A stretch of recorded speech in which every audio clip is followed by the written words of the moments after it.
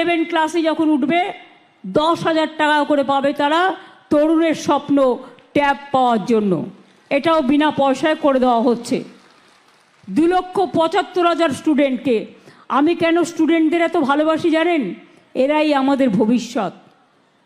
আগে ছেলে মেয়েরা পড়াশুনো করতে পারতো না, পয়সার অভাবে মেয়েদের বিয়ে দিয়ে দেওয়া হতো।